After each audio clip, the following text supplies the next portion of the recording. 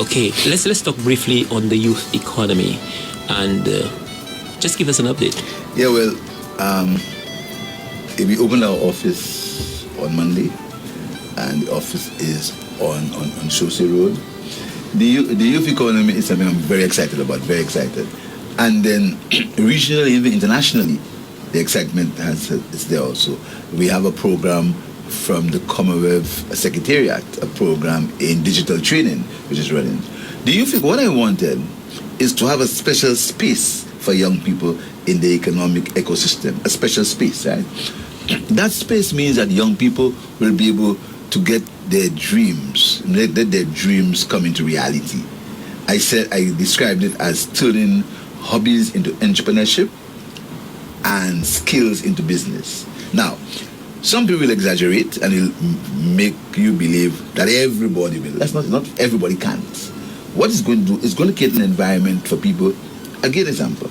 There are a lot of people who have talents and they need small injections of capital. Small injections. A computer. Right? Small. A printer for the gyms to explode. The youth economy seeks to do them that, to do that for them. The youth economy it looks to be agile and flexible in that a young person will not have to go through all the rigorous documentation, the forms, etc. It'll give you to a certain limit, it'll assist you, and also have trust in you so you can trust yourself. And that's very important. You see, so many times we lump young people as all of them being untrustworthy, we lump them, you can't. Some people are going to slack. I mean, as I said in the opening, some people take the money and buy jeans.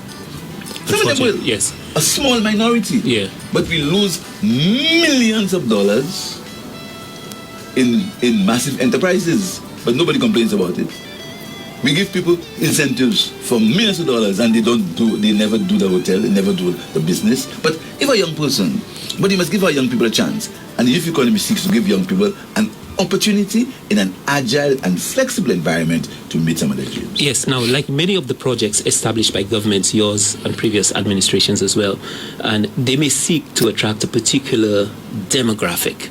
But what you find in the end is, I hope I'm wrong, that you could see the youth economy attracting SAFA graduates, probably some students from the secondary school system, those who are, computer savvy. But I'm sure in your conception, you're also hoping to attract, the excuse the phrase, but the boy on the block. And that's why I'm on Chaussee. But would that alone make a difference? Yes, it make a difference. You see, what we think, Stanley, is we think that the so-called bad boy is really bad, What you have, most of them is just facade, just show, talk. Yes. But when you put these guys to sit